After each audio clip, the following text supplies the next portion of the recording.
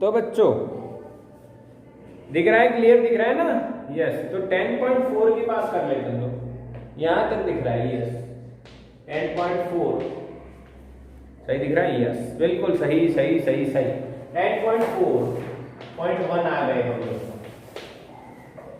10.4 में हमने क्या देखा था? तो हमने देखा था बर्नौली डॉक्टर बर्नौली का equation E plus rho G H plus half rho B square is equal to constant. इसका शॉर्टकट क्या हुआ था भाई? पीओ रोज हॉट वाटर। तो रवि भाई आपका जो डबल शरीर हो गया है वो आधा हो जाएगा। This is the shortcut to remember this. And हमने इसके जी नीड के कंसेप्ट के बारे में थोड़ी बात की थी। जो रोजी क्या होता है बच्चों? जो रोजी क्या होता है? वेट डेंसिटी, उससे डिवाइड करके pressure head, velocity head, elevation head, ये सारी बातें हमने कर ली थी।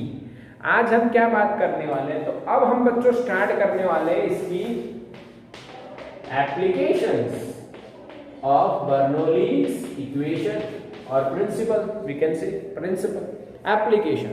What are the applications? तो अभी हम जैसे जैसे शुरुआत करेंगे,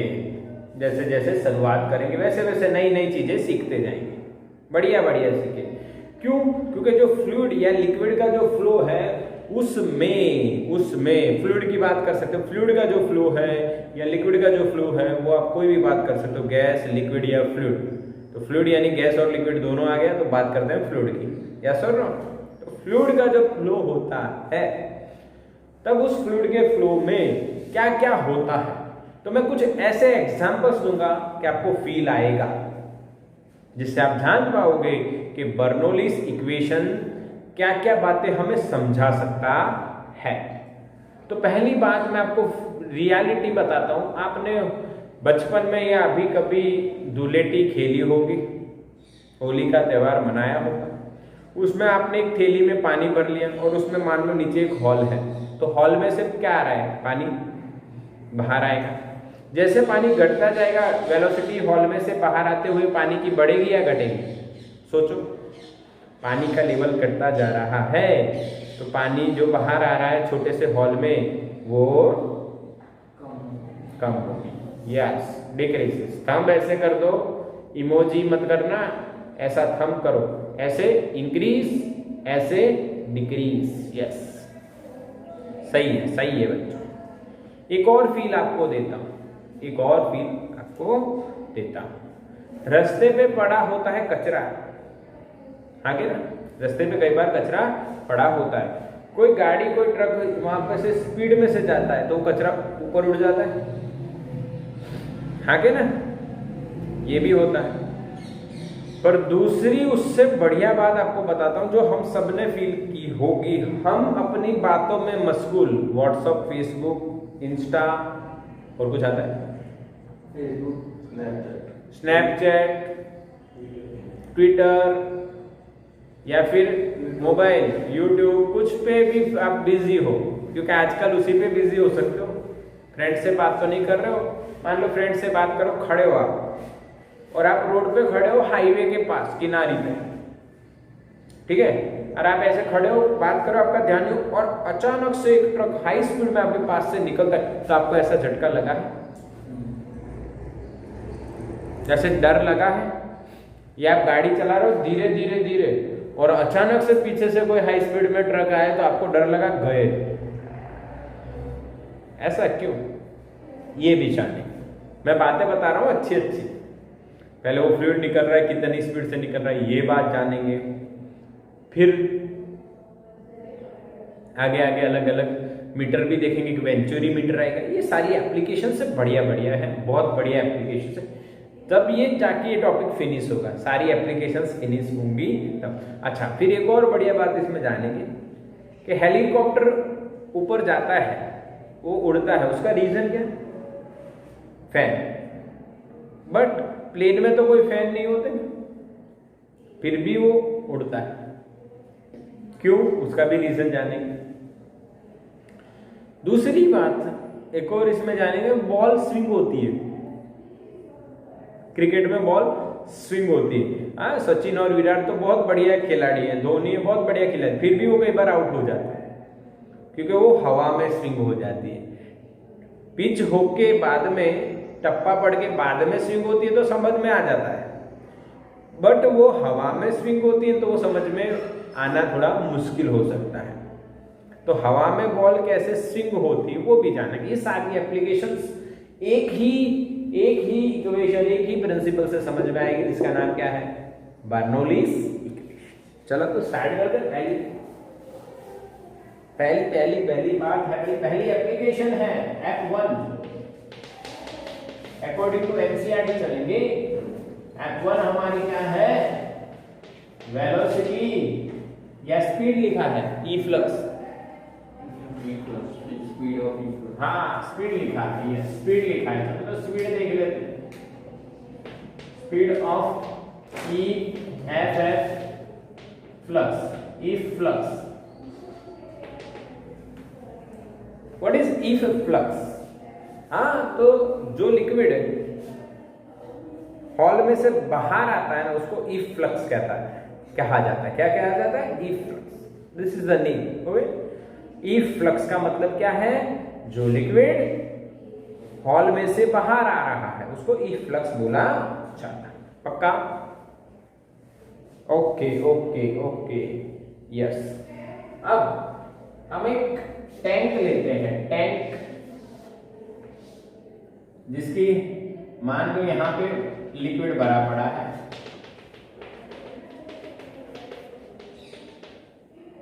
मान लो कितनी हाइट तक बना है भाई, H, कैपिटल H।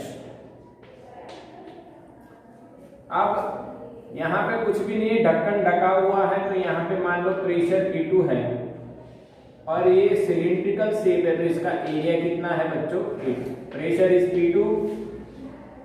और ये जो पानी को आप देखोगे ग्लास में तो सर्कल दिखेगा ना, इस बॉटल में अगर आप पानी को देखोगे तो अभी आपको नहीं दिख रहा है, पर ऐसा थोड़ा सा ऐसा करेंगे तो कौन सा शेप दिख रहा है? देखो, सर्कल टाइप दिख रहा है ना। दैट्स वाई एरिया ऐसा मैंने ड्रॉ करके E2 कर दिया। हम मान लो यहां पे एक बॉल हो गया बच्चों, तो यहां से बाहर आएगा लिक्विड, थोड़ा ऊपर ले लेते हैं।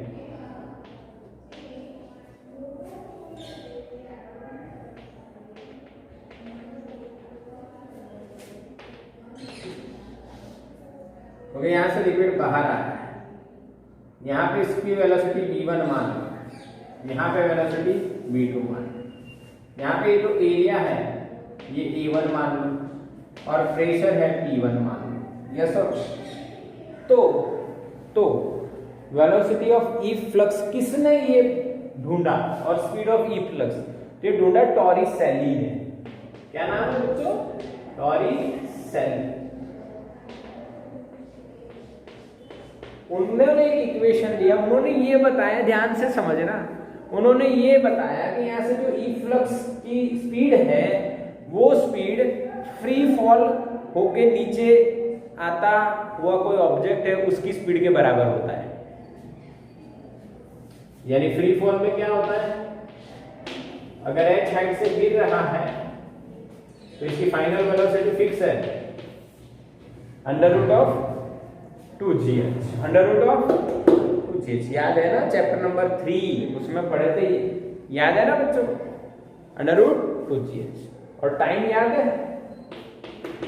Under root 2h/g। इसका शॉर्टकट क्या है? g को टपली मारो तो टाइम मिल जाएगा। T फॉर टपली किसको मारनी है? g को, तो g नीचे आ गया, दिस इज द टाइम। ये शॉर्टकट है, बाकी डिराइव हमने किया है पूरा। ये टॉरिसेली ने कैसे बताया कि भाई ऐसा इक्वल होगा? तो सबसे पहले स्टेप वन में कंटिन्यूटी इक्वेशन की बात कर लो बेटा। A1 V1 बराबर A2 V2, तो V2 बराबर क्या होगा? A1 V1 upon A2। सही है? आगे ना, यहां की तो हमें फाइंड करनी है, ये हमें पता करनी है। ये पता कैसे करेंगे? तो सर ऐसे इक्वेशन लगाए हमने, कंटिन्यूटी इक्वेशन। यहाँ से जितना वॉल्यूम बाहर निकलेगा उतना ही वॉल्यूम नीचे आएगा कि नहीं? हाँ के ना? आपके घर में एक टंकी है, आपने नीचे नल ऑन किया तो नल में से मान लो 10 ml पानी बाहर आया, तो ऊपर टंकी में कितना खाली हुआ? 10 ml। तो यहां से जितना वॉल्यूम नीचे आएगा उतना ही वॉल्यूम यहां से बाहर निकला होगा। यस, तो वॉल्यूम फ्लक्स इक्वल होगा। This is continuity equation. But here we can observe one thing, A2 is greater than A1, yes or no? हाँ कि ना मेरे बच्चों, बताओ, क्या आप ऐसा कह सकते हो? एक हॉल होगा, टंकी बहुत बड़ी है, उसमें एक छोटा सा हॉल होगा, यहाँ पे तो उसका एरिया बहुत छोटा होगा। अब डिनोमिनेटर बहुत बड़ा और न्यूमरेटर बहुत छोटा, तो V2 अप्रोक्सीमेटली क्या होगा? क्या बच्चों फील हुआ? V2 अप्रोक्सीमेटली क्या होगा? 0। क्या होगा? 0। रीजन समझ में आ रहा है ना?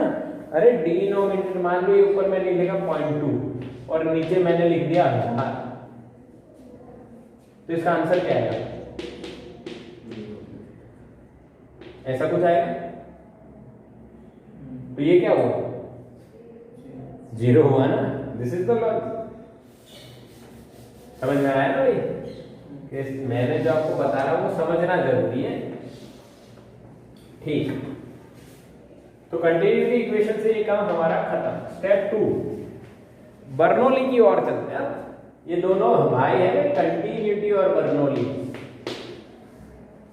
कंटिन्यूटी और बर्नौली इक्वेशन दोनों के बिना पॉसिबल नहीं है। तो P1 प्लस रो जी। अब मैं क्या करता हूं, अब मैं इसको यहां पे हमने h माना है, ठीक है, पर हम इसको अकॉर्डिंग टू एनसीईआरटी माने तो बच्चों ये y1 y2 मानते हैं और ये y1 है। सही है ना? ऐसा मान लेते, क्या दिक्कत है? और ये h है, स्मॉल h, समझ रहे हो ना? ये y1 है और ये y2, यहां से फ्लो हो रहा है ऐसे। तो पाइप टाइप हो गया ये बर्नौली इक्वेशन में। आगे ना बर्नौली इक्वेशन में हमने ऐसी पाइप देखी, उसमें भी फ्लो चल ही रहा था। यहाँ पे भी देखो, यहां से फ्लो ऐसे चल रहा है। तो ये पाइप मान लो, तो 1 के साइड कितनी हाइट है भाई? y1 plus half rho v1 square is equal to p2 plus rho g h की जगह y2, 2 पे y2 हाइट है सरफेस से, प्लस हाफ रो V2 स्क्वायर। बोलो हाँ के ना बच्चों? समझ में आया कि नहीं? समझ में आया बच्चों? क्लियर के नहीं? सर समझ में आ गया, समझ में आ गया। अब देखो, ध्यान से देखो, बट V2 अप्रोक्सीमेटली क्या है? 0। तो अब मैं क्या लिख रहा हूं, बहुत जरूरी चीज है और बहुत ज्यादा इंपॉर्टेंट बात हो जाती है। ध्यान से देखिए, मैं इधर लिख रहा हूं half rho v1 square is equal to p2 minus p1 plus और rho g y2 minus y1 plus p2 minus p1। Yes और नो? क्या हम ऐसा लिख सकते हैं?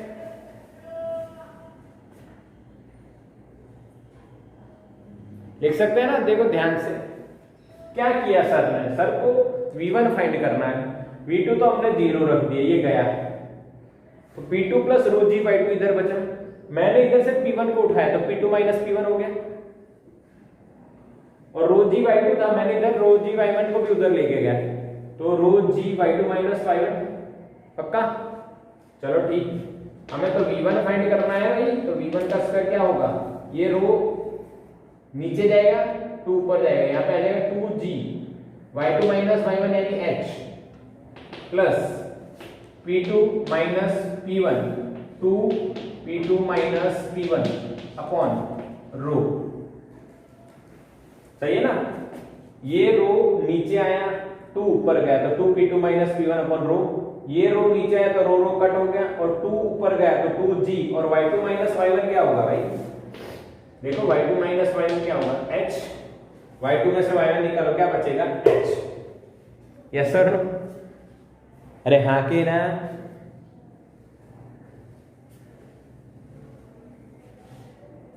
क्लियर, अच्छा समझ में आया। यस, अब यहां पे 2 पॉइंट बनेंगे। कौन से पॉइंट बनेंगे? 2 point.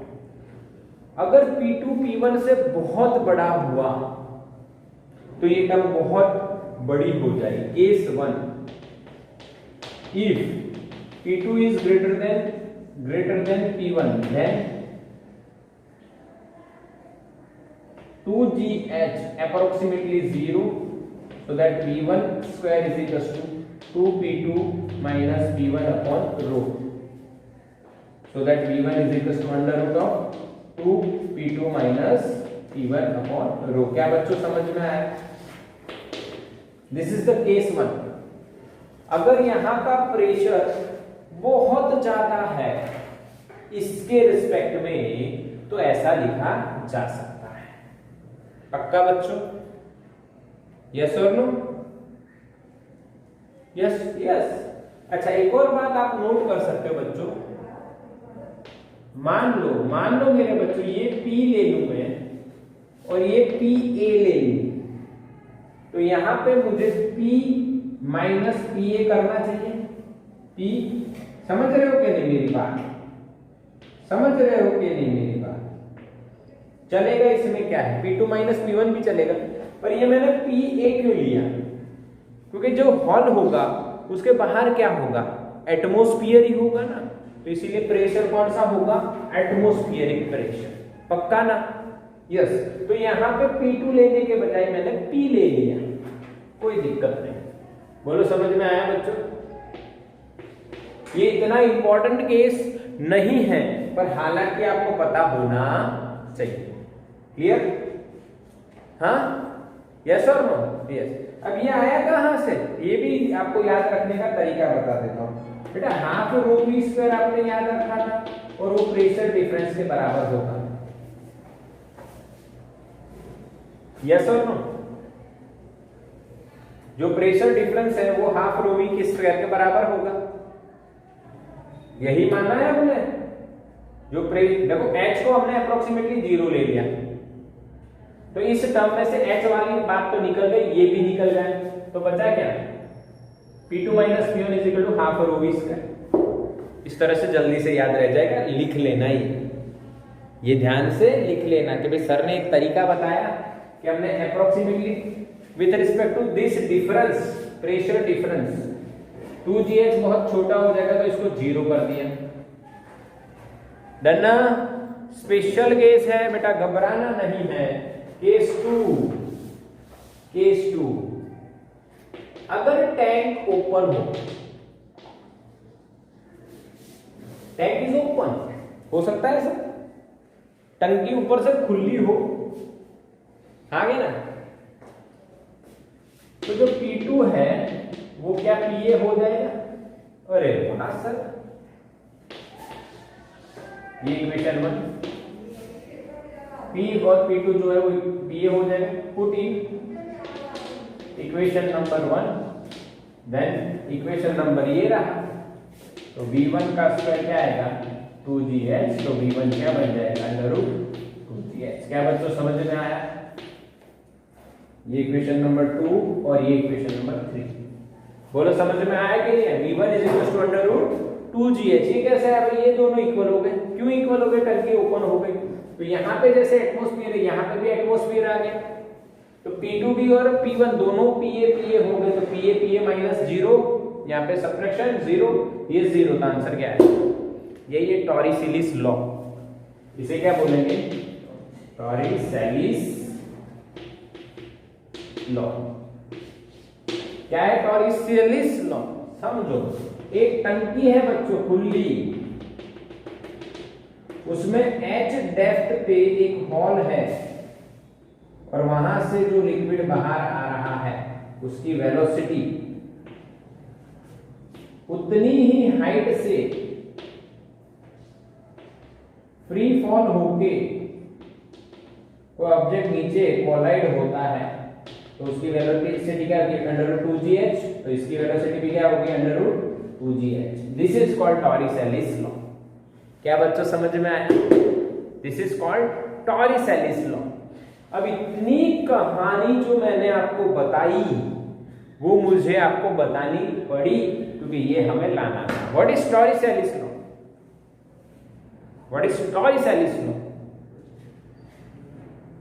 The velocity or the speed of the efflux, that means the fluid which is coming out from the hole, okay, the speed of efflux,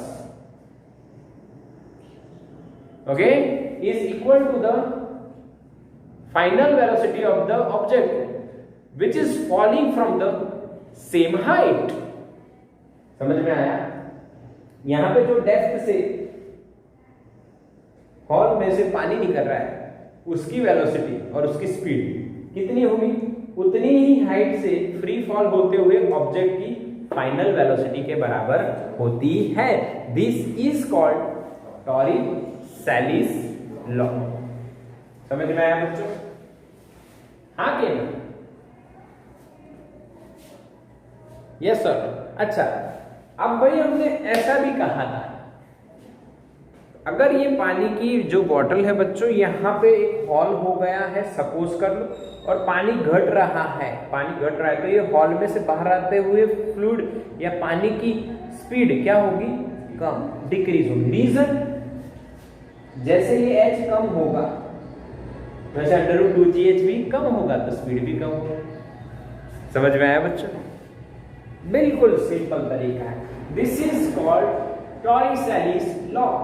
ये वाला टॉरिसेलिस लॉ है भाई। Case 2 is only Torricelli's law which is very very very important।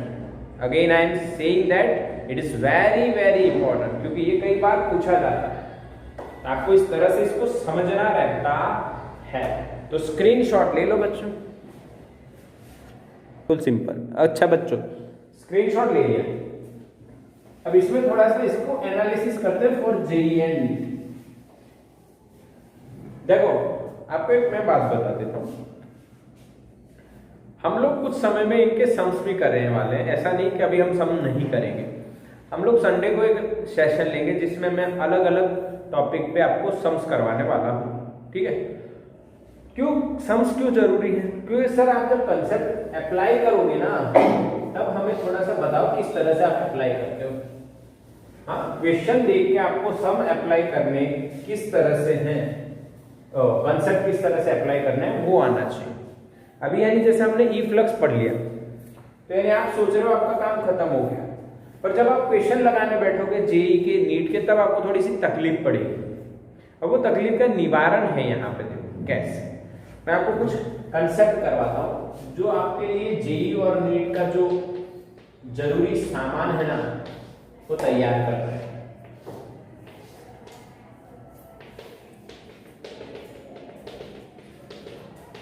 ये मैंने h height तक भर दिया capital H और स्मॉल h डेप्थ पे होल हो गया यहाँ पे, और यहाँ से जो पानी निकला है उसकी वेलोसिटी आपको पता है √2gh। ये आपने किससे सीखा?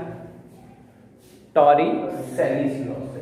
और ये टैंक है बच्चों खुला ऊपर से, दैट्स व्हाई। ओके, सबको पता है। और ये ऐसे जाएगा, समझना है। और यहां पे आया तो जब ये यहां पे पहुंचेगा तो ये कितना डिस्टेंस कवर करेगा? This is the question. पहला क्वेश्चन कितना डिस्टेंस, दूसरा क्वेश्चन कितना टाइम, तीसरा क्वेश्चन यहां पे जब वो कोलाइड हो रहा है तब उसकी कुछ वेलोसिटी होगी, कितनी वेलोसिटी? यस सर, ऐसे क्वेश्चंस पूछे जा सकते हैं। हाँ कि ना मेरे बच्चों बताओ? यस यस, देव को सही अंदाजा देव ने लगाया है। हाँ भाई, एक और क्वेश्चन हो सकता है कि कितने एंगल पे इसकी वेलोसिटी है। Number of questions are there. या इधर आप थीटा ले लो, यहाँ पे कितना एंगल बन रहा है, कुछ भी क्वेश्चन हो सकता है। तो देव ने मैसेज किया, सर ये तो मुझे आपने करवाया हुआ हॉरिजॉन्टल प्रोजेक्टाइल लगता है। हाँ तो बच्चे इसीलिए तो हमने वो चैप्टर इतना लंबा देखा था, क्योंकि आगे इसके यूजेस बहुत आने वाले हैं, 12th में भी आएंगे, अभी भी आ रहा है। अब आपको मैं, अगर आपका हॉरिजॉन्टल प्रोजेक्टाइल एकदम बढ़िया है ना बच्चों, तो मुझे ये करवाने की जरूरत ही नहीं है, क्योंकि उसमें x, t और v ये सब हमने फाइंड किया हुआ है। हाँ तो सिमिलर टू हॉरिजॉन्टल प्रोजेक्टाइल, पर फिर भी मैं आपको करवाता हूं, चलो ठीक है। कितना क्या है यहाँ, x कितना, v कितना, t कितना, फिर v कितना, दिस इज v नॉट, इसको v नॉट बोल रहा हूँ क्योंकि फाइनल वेलोसिटी दिया गया, और थीटा कितना, ये सारे क्वेश्चन आ जाएंगे माइंड में। सभी का सॉल्यूशन अभी करते हैं, कोई दिक्कत वाली बात नहीं है। अब यहाँ पे लॉजिक देखो, लॉजिक देखो, जब ये पानी इधर जा रहा है, यहाँ पे पानी की बूंद इनिशियली यहाँ से निकलते ही ऐसे जा रही है, तो उसका वाई डायरेक्शन की जो वेलोसिटी होगी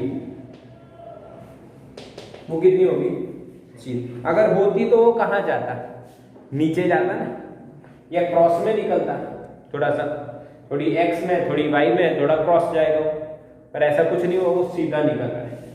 इसका मतलब वाई डायरेक्शन में वेलोसिटी कितनी, 0। तो हम इसको बोल सकते हैं free fall in which direction, yes और नो बच्चों?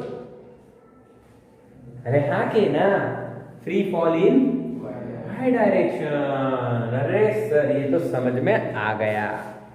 अच्छा तो अब इस पिक्चर को हम ऐसे ले लेते हैं, this is v not x, okay, ऐसे आया, यहां पे बात कर रहे हैं, ये हाइट कितनी बन रही है भाई,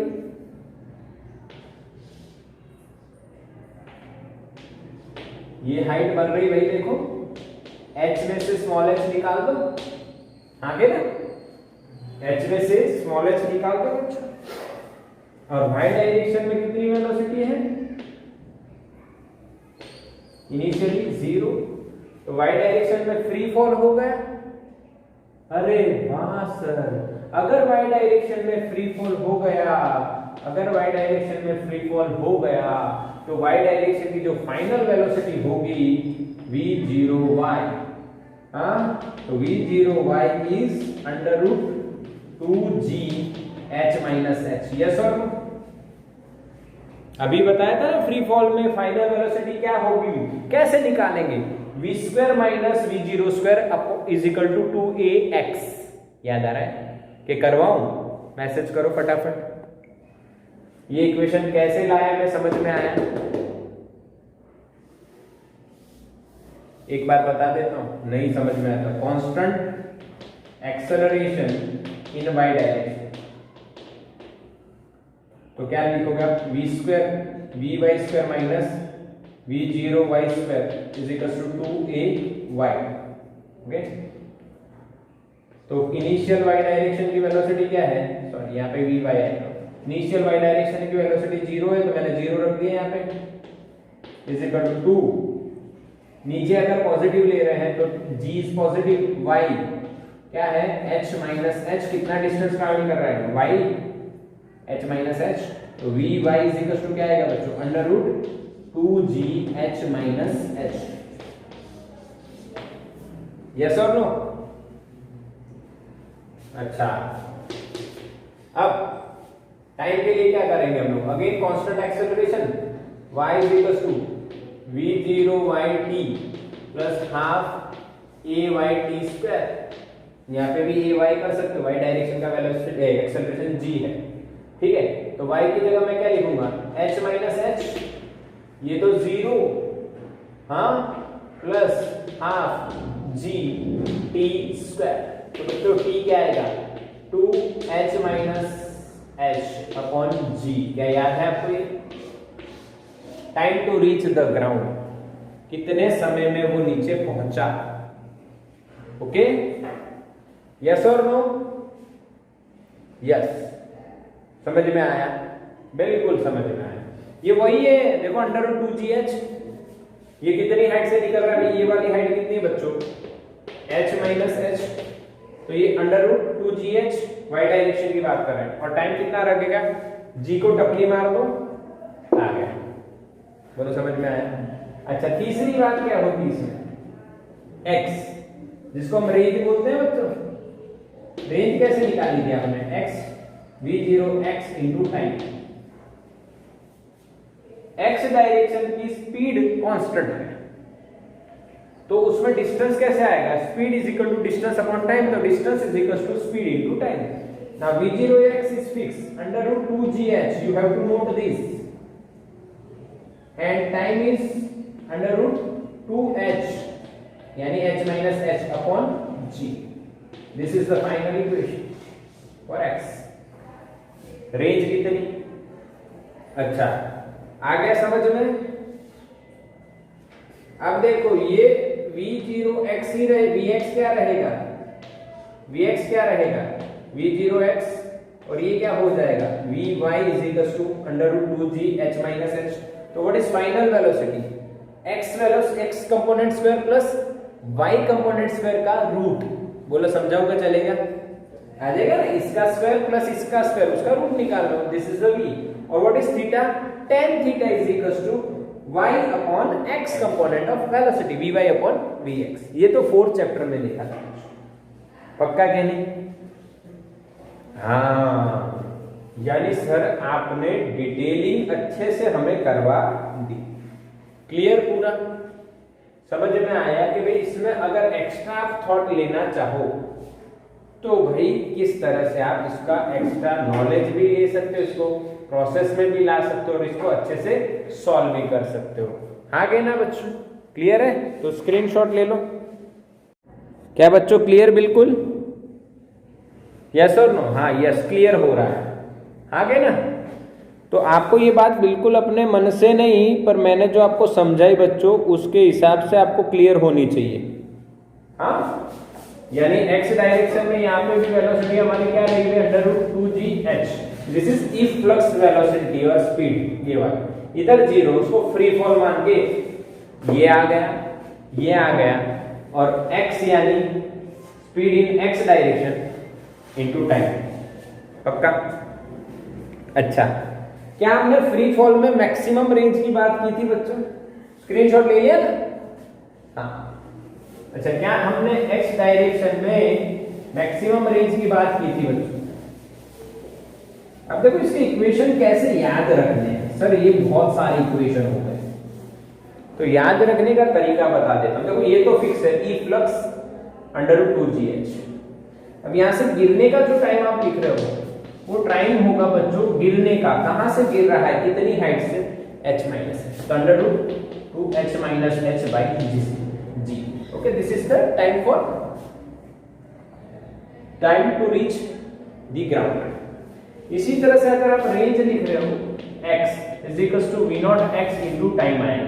speed is equal to distance upon time, the distance is equal to speed into time. अब x डायरेक्शन की स्पीड कांस्टेंट है जो। तो बच्चों रिकॉर्डिंग थोड़ा सा पॉज हो गया बच्चों, इसलिए हमें रुकना पड़ा। हालांकि मैंने अब एडजस्ट कर दिया है। चलो ठीक। टाइम कितना लगा बच्चों? ऊपर लिखा हुआ है 2h minus small h by g। तो बच्चों क्या ये दोनों इक्वेशन आपको याद रह जाएंगे? अगर याद न रहे तो सर बनाना तो हमें आ रहे हैं, आपने बनाना सिखा दिया है, रट्टा नहीं लगाना है। पर एक बात और आप सीखोगे, देखो यहाँ इसमें आप जब एक ही रूट में लिखो, तो क्या बच्चों ये इक्वेशन इस तरह से लिखा जाएगा?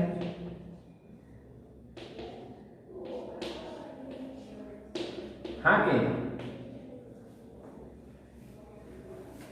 जी कट 2 टू जब 4 का रूट 2 h into h minus small h वो रूट में रहेगा। हाँ के ना? समझ में आया बच्चों? अच्छा, अब यहाँ पे ये बात मैंने सिखा दी, पर एक एक्स्ट्रा बात और बताता हूँ आपको बढ़िया। फॉर मैक्सिमम रेंज कैसे हासिल होगी? ऐसा भी क्वेश्चन होता है भाई, मैक्सिमम रेंज कहाँ जाए, यानी कितनी दूर तक जाएगा, h की कौन सी वैल्यू रखी है, टोटल कैपिटल H, इसकी वैल्यू कितनी होनी चाहिए जिससे मैक्सिमम जाएगा। उसके लिए बच्चों differentiation of this term is 0 for maximum range. क्यों? क्योंकि रेंज स्मॉल h पे डिपेंड करती है, कैपिटल H तो फिक्स है, होल तो कहीं भी हो सकता है, जिससे मैक्सिमम दूरी पे जाए इससे जगह होल करो ना, ऐसा लॉजिक पूछा जाता है। तो मैक्सिमम रेंज के लिए हम लोग ऐसी जगह h होल करेंगे, यानी हम h चेंज करेंगे स्मॉल h। तो मैक्सिमम हो इसका मतलब कांस्टेंट होना, हाँ के ना, आपके घर में किसी एक इंसान की हाइट सबसे ज्यादा होगी, वो मैक्सिमम, क्या वो चेंज हो रही है? कांस्टेंट। और कांस्टेंट का डिफरेंशिएशन क्या होगा? 0। तो ये टर्म जो है h minus sorry into capital H minus small h, इसका डिफरेंशिएशन क्या होना चाहिए? 0 फॉर मैक्सिमम रेंज। अगर रेंज मैक्सिमम है तो ये वैल्यू मैक्सिमम होनी चाहिए, अगर ये मैक्सिमम है तो ये कांस्टेंट हो जाएगा, और कांस्टेंट का डिफरेंशिएशन 0। पर वो ये वैल्यू किसके रिस्पेक्ट में चेंज होगी? स्मॉल h, इसीलिए स्मॉल h के रिस्पेक्ट में डिफरेंशिएशन आपको करना है। अब इसको आप अंदर मल्टीप्लाई कर दीजिए, capital H into small h minus h square is equal to 0। अब इसका डिफरेंशिएशन करो तो h is constant, small h 1 minus 2h is equal to 0। तो बच्चों क्या आपको h is equal to capital H by 2 मिलेगा? This is the answer. हाँ, समझ में आया कि भाई टंकी में अगर h हाइट तक, कैपिटल H हाइट तक पानी भरा है तो टंकी में किस जगह आप हॉल करोगे जिससे जो पानी की धार निकलेगी वो दूर तक जाएगी? आधी। हाँ के ना? यस और no? This is called concept of maximum range. This is called concept of maximum range. क्या बच्चों समझ में आया? स्पीड ऑफ ई फ्लक्स बिल्कुल पक्का हुआ कि नहीं? मेरे को मैसेज करके बताओ। Yes yes yes. तो स्क्रीनशॉट ले लो इसका।